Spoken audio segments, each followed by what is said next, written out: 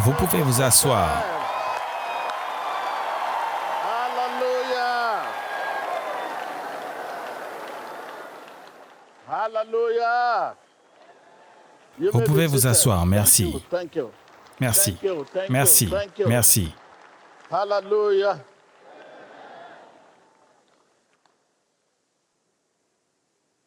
Ne laissez pas cette apparence vous emballer.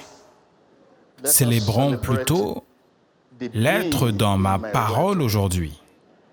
La vie, Jésus-Christ. Hallelujah. Well, let us rise Levons-nous up and et pray. prions. Téléspectateurs du monde entier, Let us pray. prions. We want to be Nous voulons one. être If we are un. not Si nous ne sommes pas un, nous ne pouvons pas bouger cette montagne.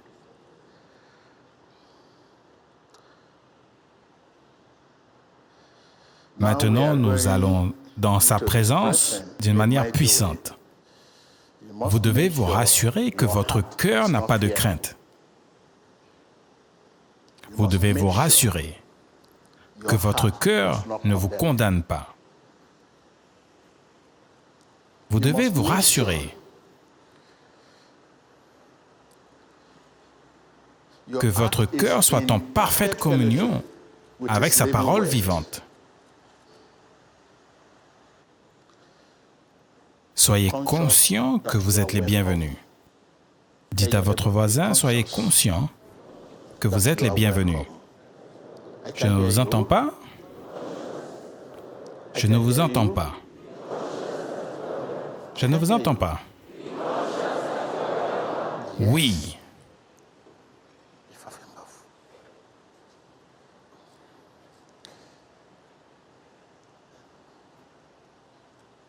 Cette racine qui garde le non-pardon vivant en vous, qu'elle prenne fin dans le nom de Jésus. Cette racine qui garde le non-pardon vivant en vous, qu'elle prenne fin dans le nom de Jésus. Cette racine qui garde la colère, l'amertume, l'envie, la jalousie, les douleurs du passé, qu'elles prennent fin dans le nom de Jésus.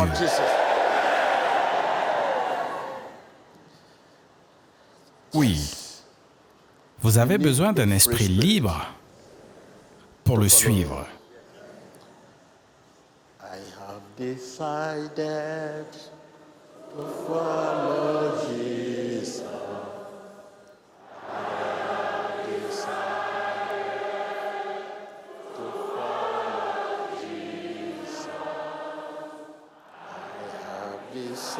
Decided to follow Jesus, no turning back.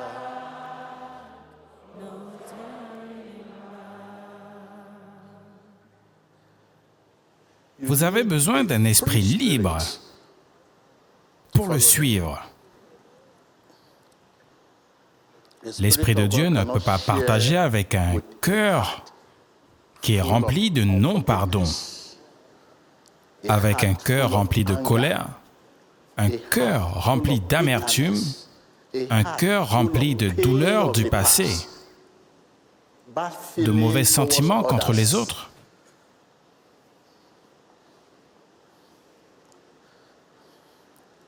Cette racine qui garde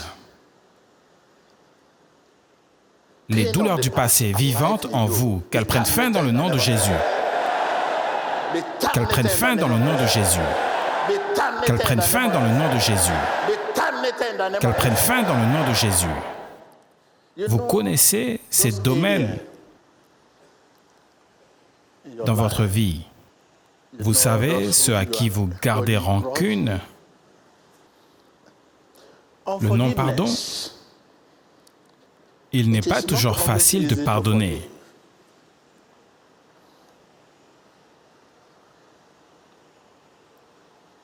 Mais nous qui sommes les disciples de Christ devons suivre son exemple. Vous me suivez? Il n'est pas toujours facile de pardonner les douleurs du passé,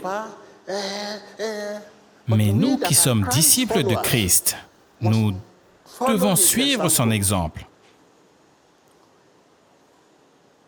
Si Christ a pu pardonner aux gens qui le tuaient,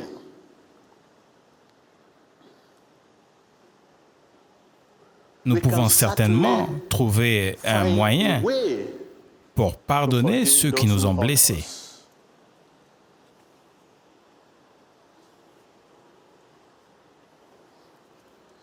Lorsque nous ne pouvons pas pardonner, nous nous faisons du mal plus que quiconque. Nous nous détruisons plus que quiconque. Dites à votre voisin, lorsque vous ne pouvez pas pardonner, vous vous détruisez, vous vous blessez plus que quiconque. Dites-le à nouveau.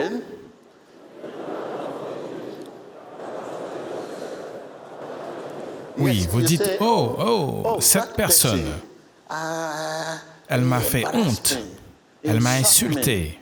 Et vous gardez cette douleur.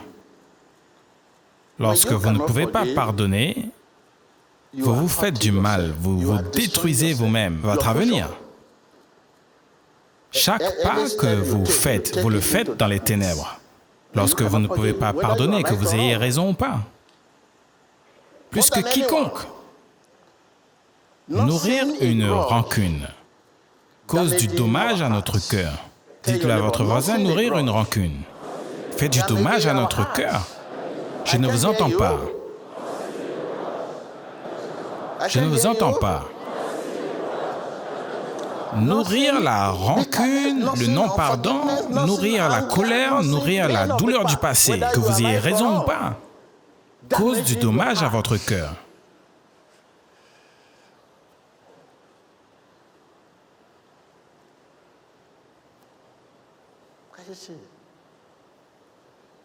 Vous pouvez voir, vous êtes ici maintenant, vous voici, dans ta présence.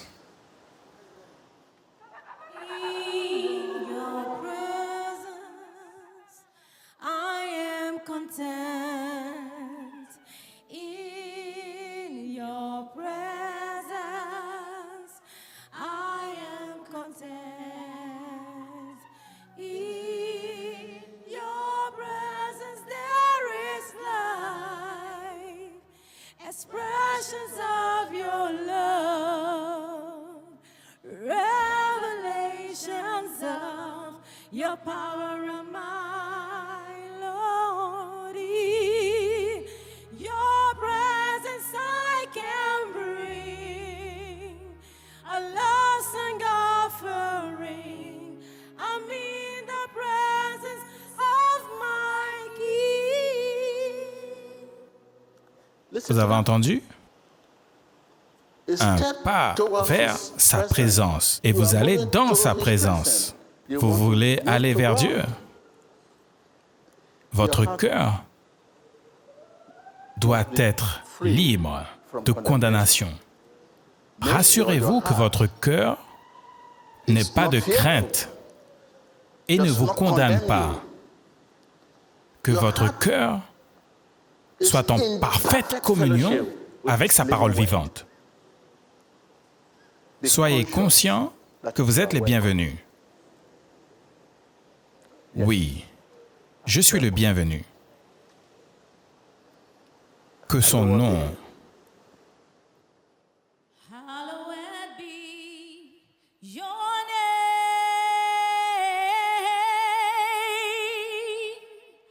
Hallowed be your name.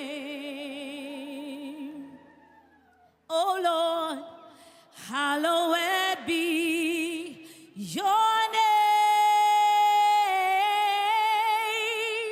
Lord and majesty, divine authority,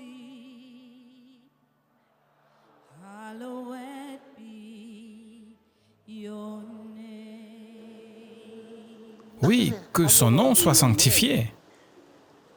Que son nom soit sanctifié. Votre cœur ne doit pas avoir de crainte. Êtes-vous sûr d'être conscient que vous êtes les bienvenus? Lorsque votre cœur saute çà et là, la douleur du passé, êtes-vous sûr d'être ici? Êtes-vous sûr d'être ici?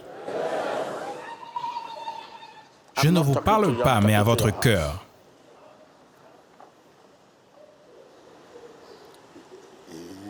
Is Lord.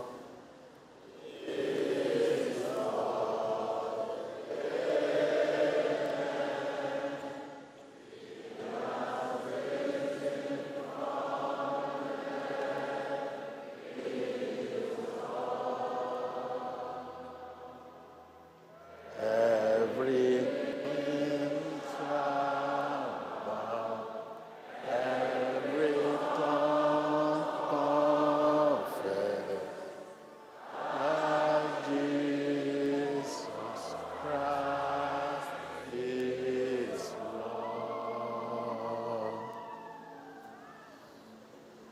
Il n'est pas trop tard.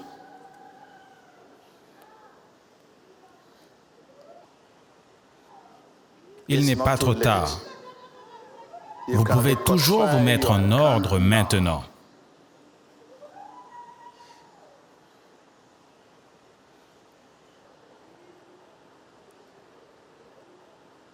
Dans le nom de Jésus-Christ.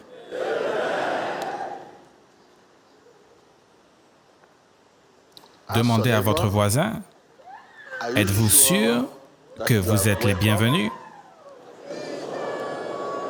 Êtes-vous conscient d'être les bienvenus? Vous pouvez vous asseoir. Hallelujah. Laissez la parole de Dieu demeurer en nous.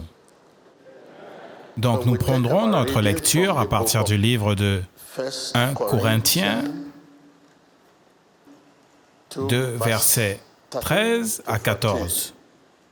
Prenez votre temps et le livre de Philippiens, chapitre 1, verset 27, et aussi le livre de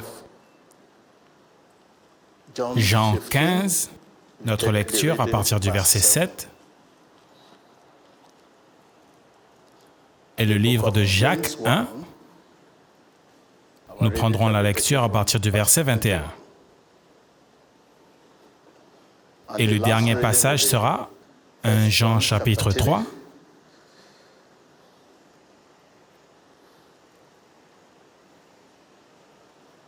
Prendra notre lecture à partir du verset 20. Laissez-moi juste prendre ce premier livre. Et je vous laisse le reste des passages après le message, afin que vous lisiez.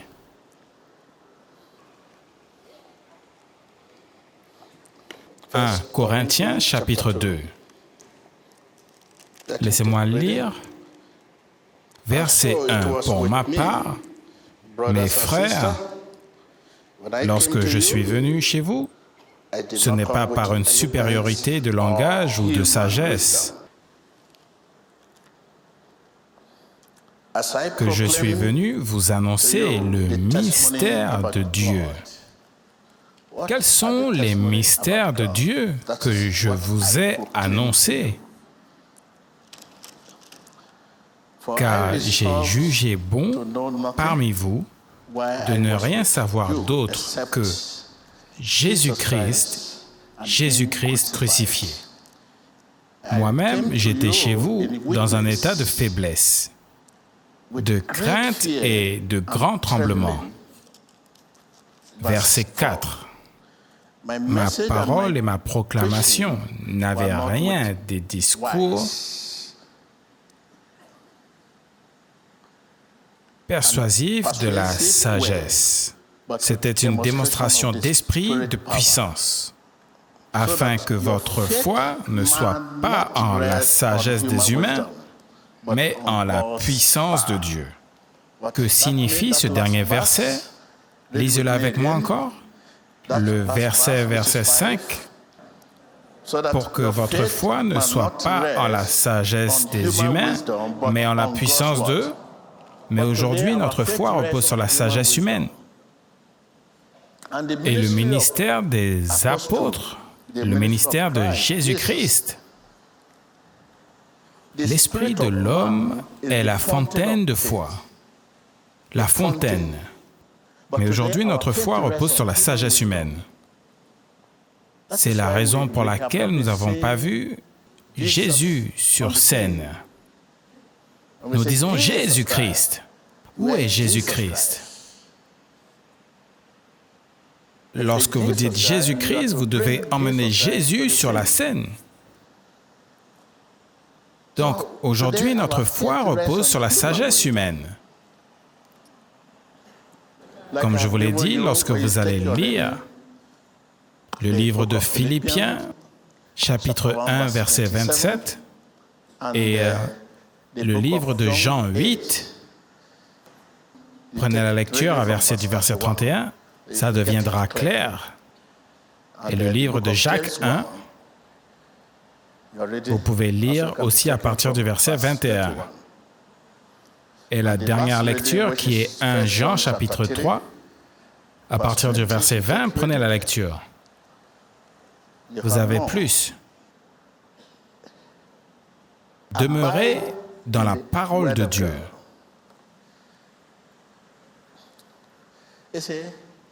Quand vous regardez autour de vous aujourd'hui, vous allez voir que nos écoles, nos universités, les institutions techniques sont pour le moulage de la pensée.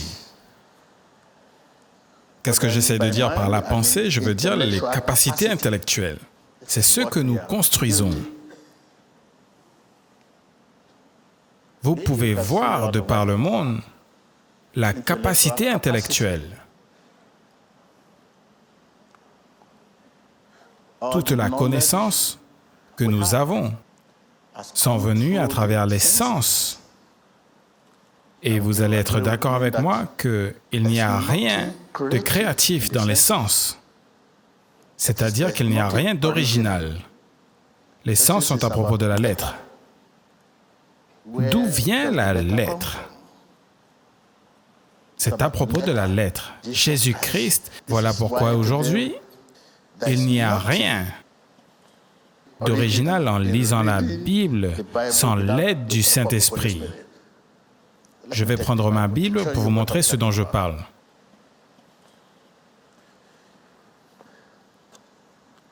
Vous voyez, si je prends la Bible à cause de ma connaissance des sens,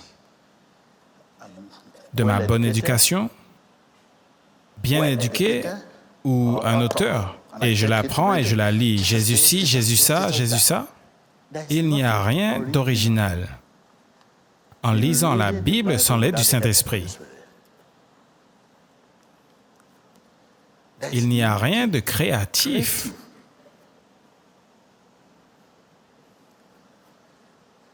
Il n'y a rien d'original dans la lettre. C'est la Bible. La Bible sans l'aide du Saint-Esprit, c'est la lettre. La Bible sans l'aide du Saint-Esprit, c'est une lettre. Vous pouvez seulement la prêcher, l'enseigner, mais pour emmener Jésus sur la scène, pour emmener Jésus sur la scène, ou pour emmener l'Esprit de Dieu dans nos cœurs, non. Voilà pourquoi il y a un cercle aujourd'hui. Nous lisons la Bible sans l'aide du Saint-Esprit. Combien nous en savons peu à propos de construire notre esprit. Voilà pourquoi nous lisons la Bible sans l'aide du Saint-Esprit.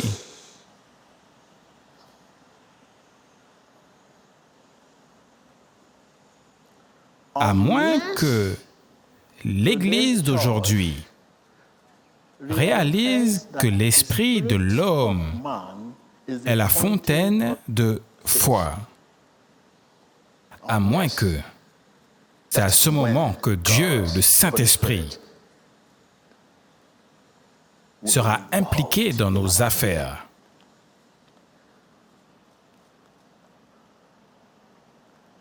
C'est là que Dieu, le Saint-Esprit, sera impliqué dans nos affaires. Les affaires de l'Église, les affaires de nos vies.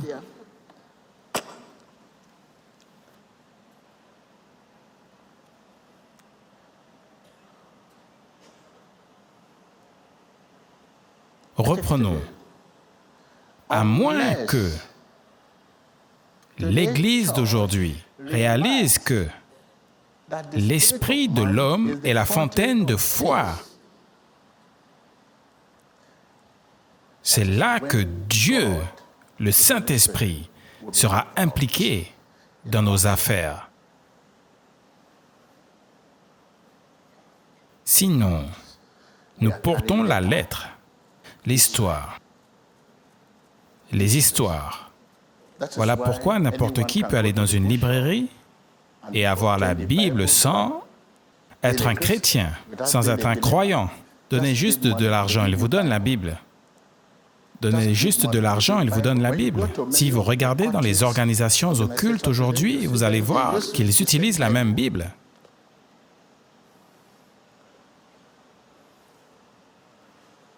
Parce que c'est la lettre sans le Saint-Esprit.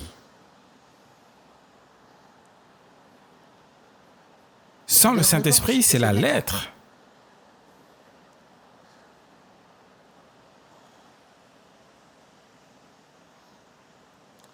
Retenir la parole en mémoire a de la valeur, sans aucun doute. Ça a de la valeur. Mais ne le fais pas. Je veux dire, n'emmène pas Jésus sur la scène. N'emmène pas l'Esprit de Dieu dans notre cœur. Retenir la Bible en mémoire.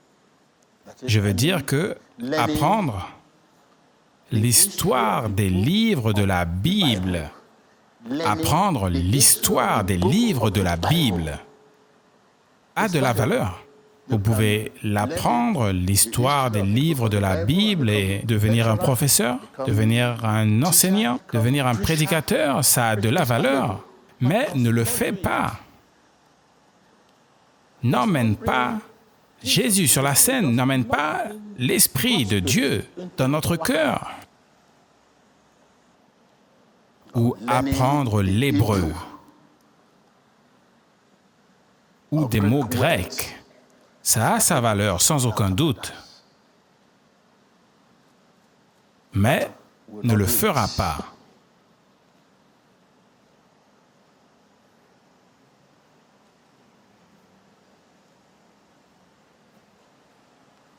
Seulement une chose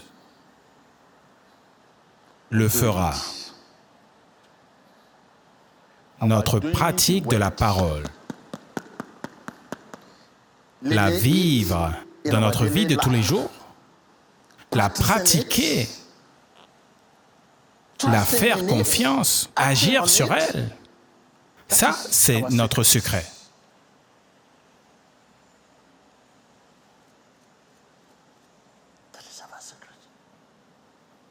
Seulement une chose le fera. Notre pratique de la parole. La pratiquer, la vivre de notre vie de tous les jours, agir sur elle, c'est notre secret.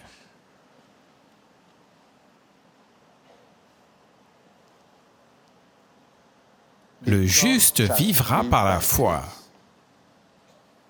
Le juste vivra par quoi? La foi a donné vie à tous les grands accomplissements de l'homme.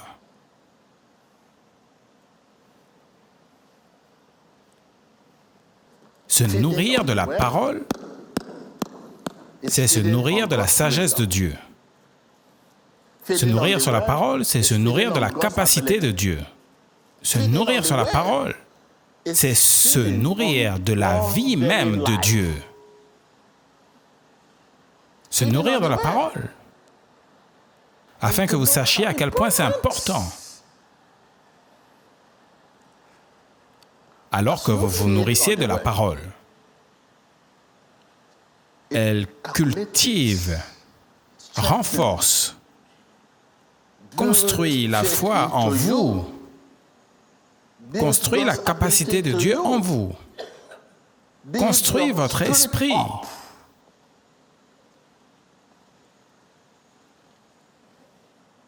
Construit en vous toutes les choses attirantes que vous voyez dans la vie de Jésus. Quand vous vous nourrissez,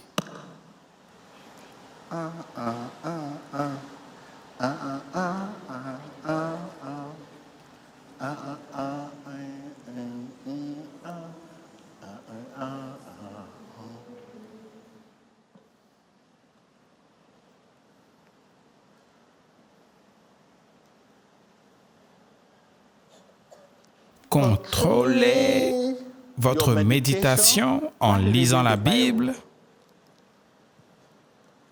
donne la capacité de contrôler votre conduite et votre parole. Soumettre votre cœur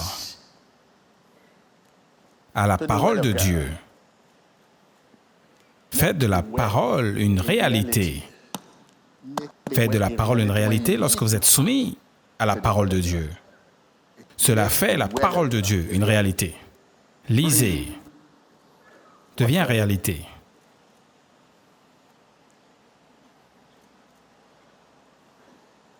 Et quand la parole devient une réalité, vous avez alors la pensée de Dieu et la pensée de la parole.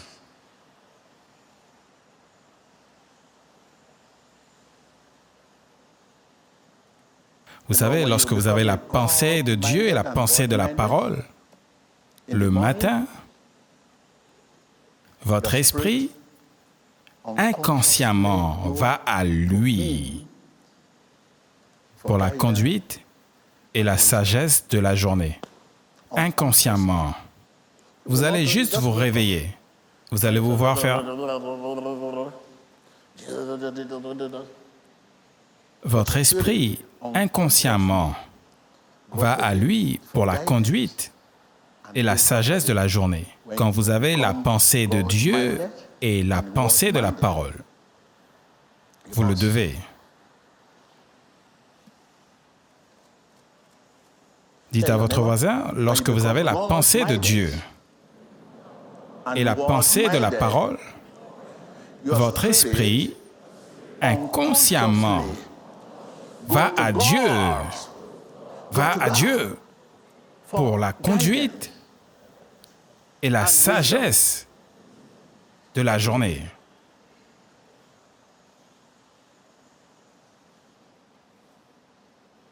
Ce n'est pas une question de « je n'ai pas prié ». Comment savez-vous que vous n'avez pas prié?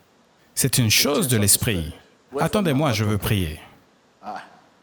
Votre prière est devenue votre job.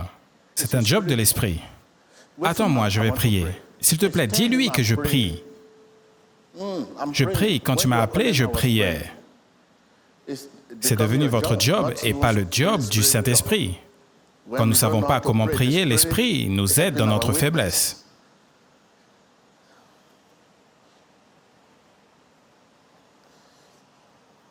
Quand vous avez la pensée de Dieu et la pensée de la parole,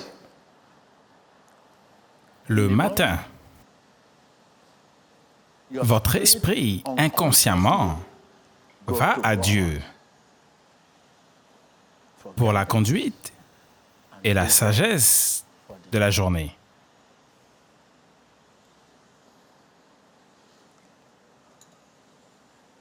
In the morning,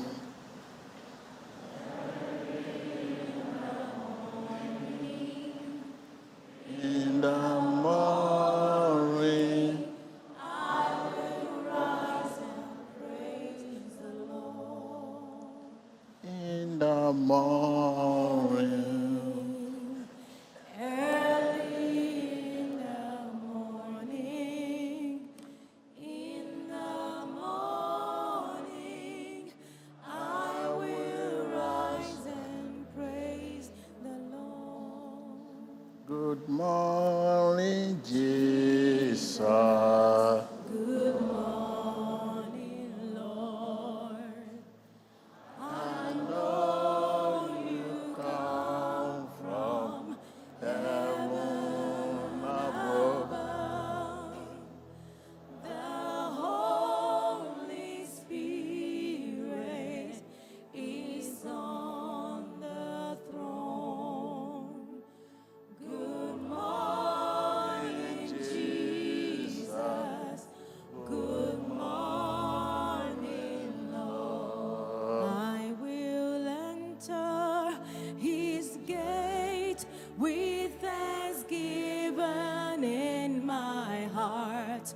I will enter His court with praise, and I will say,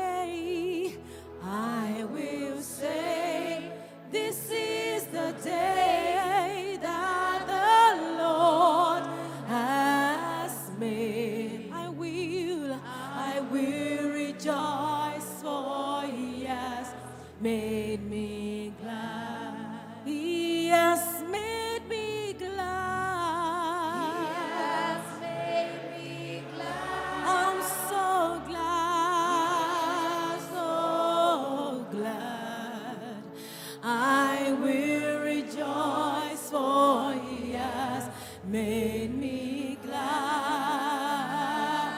Hallelujah.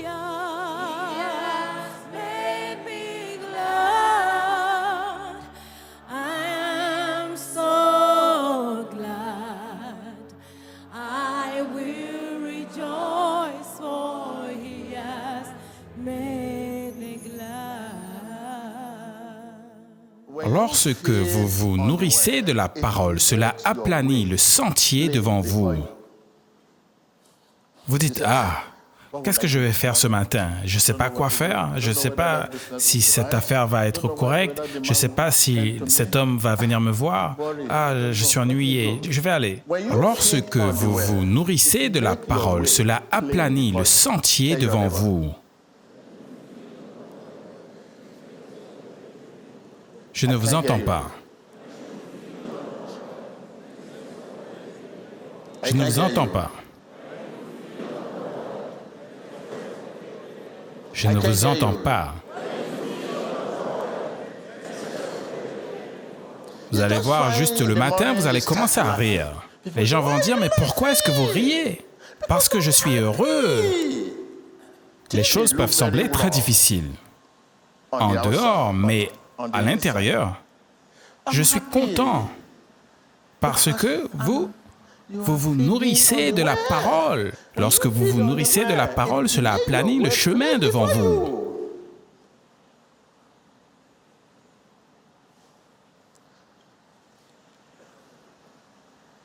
Lorsque vous vous nourrissez de la parole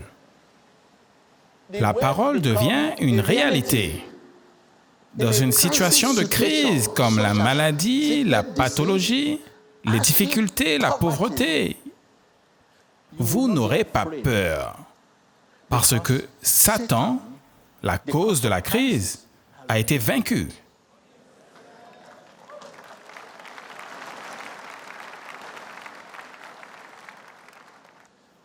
Lorsque vous vous nourrissez de la parole de Dieu, la parole devient une réalité dans une situation de crise comme la maladie, la pathologie, les difficultés, la pauvreté, la régression.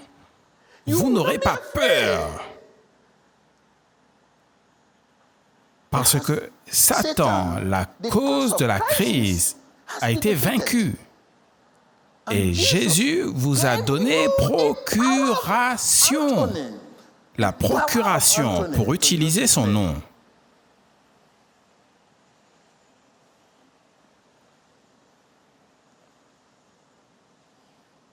Regardez, vous devez savoir que cette Bible est très exigeante. Alors que vous vous nourrissez de la parole, vous dominez les circonstances autour de vous. Vivez au-dessus d'eux. Vous dominez les circonstances autour de vous.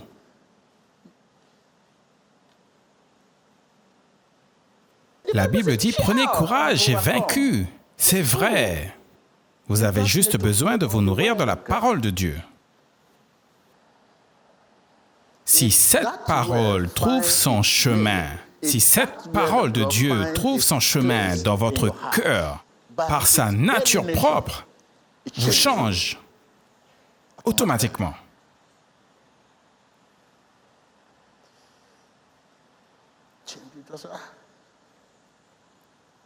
Et lorsque vous êtes changé, vous êtes appelé à agir, à servir. Vous vous engagez dans ces projets qui sont les projets de Dieu. Dieu a des projets. Le projet dans lequel vous vous impliquez vous-même, c'est... il y a le projet de Dieu et le projet des gens. Lorsque vous êtes appelé à servir, vous vous engagez dans ces projets. Lorsque vous êtes engagé dans ces projets, vous commencez à connaître l'opinion de Dieu à propos de vous et des autres.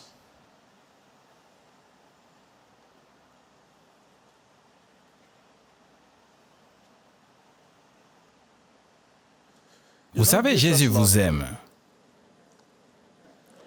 Comment le savez-vous? Lorsque vous ne lui appartenez pas, vous pouvez seulement appartenir à Jésus en étant rempli par son esprit. Êtes-vous rempli par l'Esprit de Dieu? Lorsque vous êtes rempli par l'Esprit de Dieu, vous êtes vidé du vôtre. Vidé du vôtre. Vous ne pouvez pas être rempli de l'Esprit de Dieu et rempli de vous-même. Prends plus de moi, donne-moi plus de toi. Appartenir à Jésus, c'est être rempli de son esprit et être vidé du vôtre.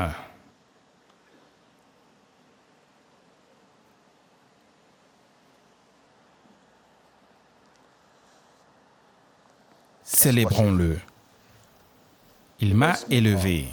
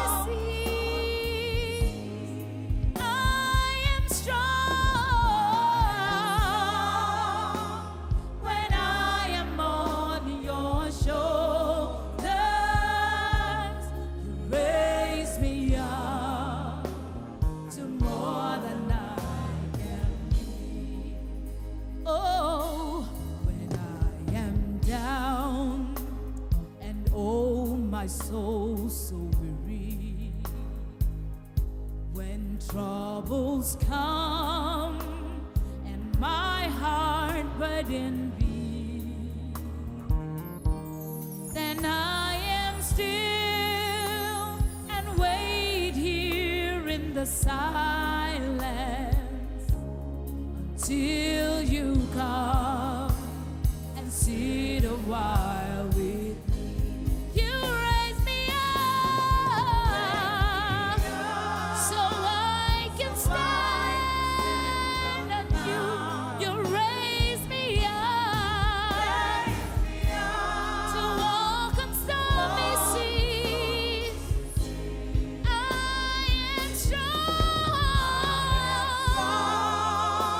When I am on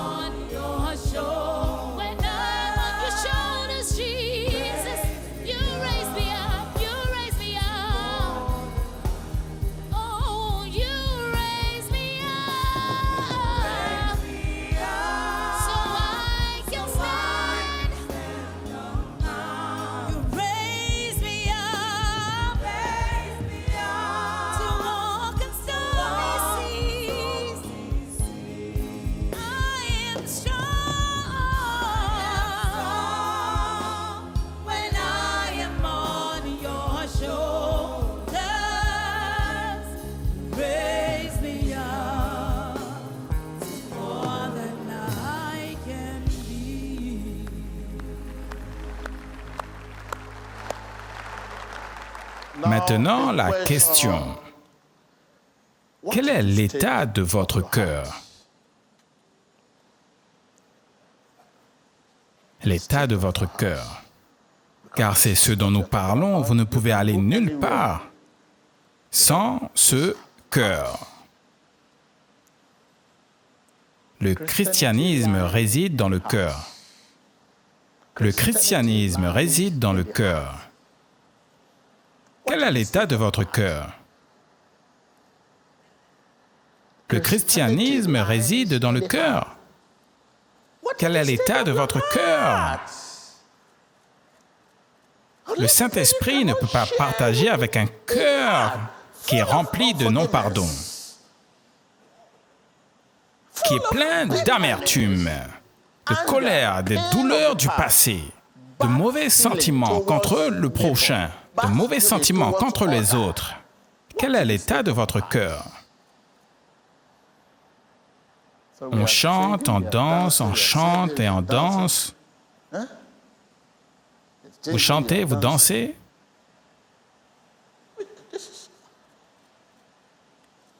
C'est une question que vous devez répondre maintenant. Demandez à vous-même, quel est l'état de mon cœur? Quel est l'état de mon cœur? Nous savons qu'il n'est pas toujours facile de pardonner. Nous, qui sommes disciples de Christ, devons vivre par son exemple.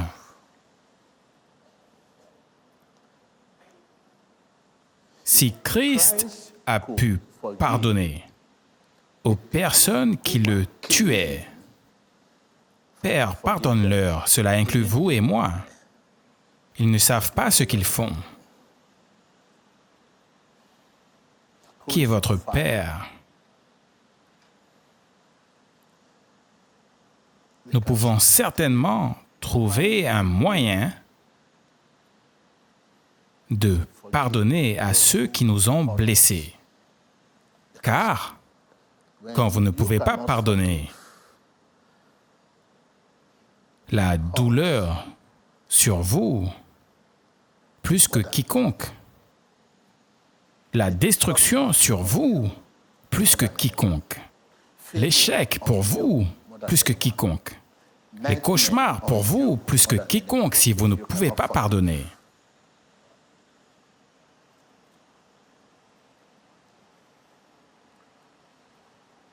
Dites à votre voisin, quand vous ne pouvez pas pardonner, la douleur sur nous, plus que quiconque. La destruction sur nous, plus que quiconque. L'échec sur nous, plus que quiconque. Les cauchemars, plus que quiconque.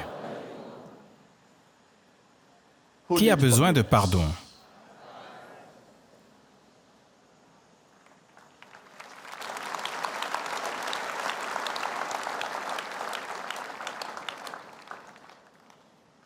Lorsque vous ne pouvez pas pardonner et vous dites « j'ai raison, je suis juste, je suis justifié », vous dites « j'ai raison, ils m'ont insulté, j'ai raison, j'ai raison, j'ai raison », c'est ce que vous gardez contre votre voisin.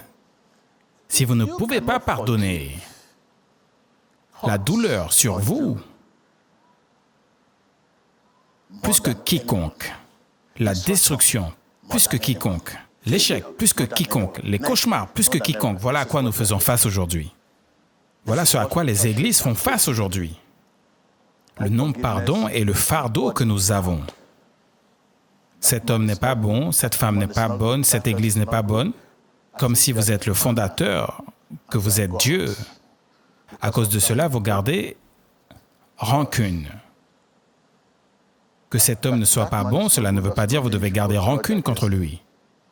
Voilà une raison de plus pour laquelle vous devez être son ami, pour le rendre bon.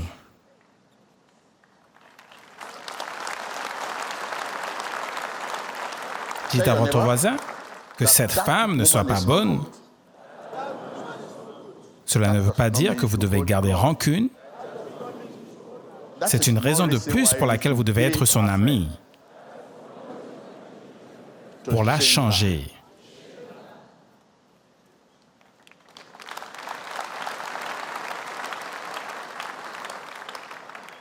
Pouvez-vous dire à votre voisin que vous ne soyez pas bon?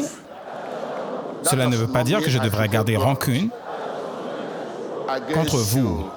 C'est une raison de plus pour laquelle je dois être votre ami, pour vous changer.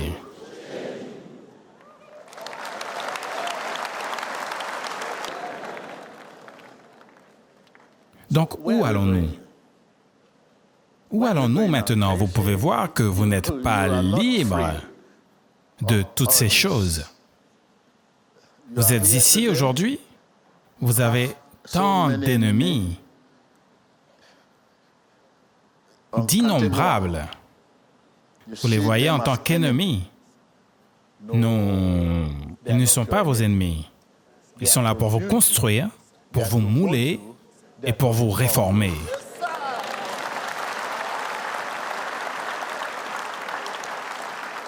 Ceux que vous appelez ennemis, ils sont là pour vous construire, vous mouler et vous réformer. Comment? Ils vont vous pousser à prier plus, à jeûner plus, à vous.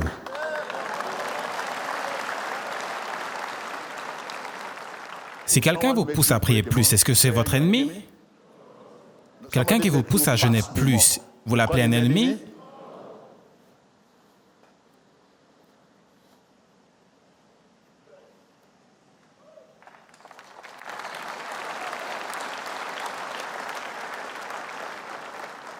Si ce n'était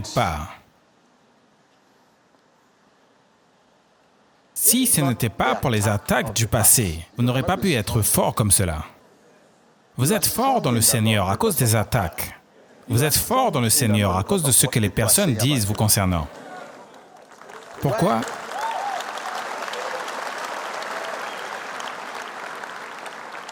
Comme je l'ai dit, remettez en ordre votre conscience, car votre cœur est le point de communication.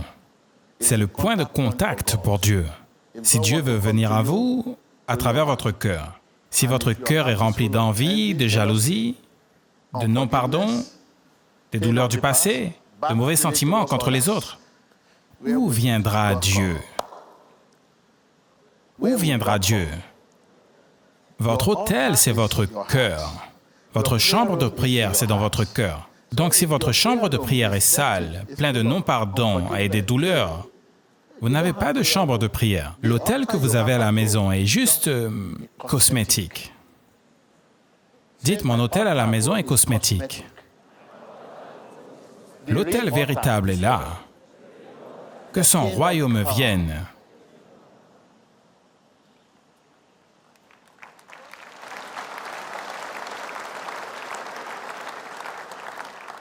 Merci.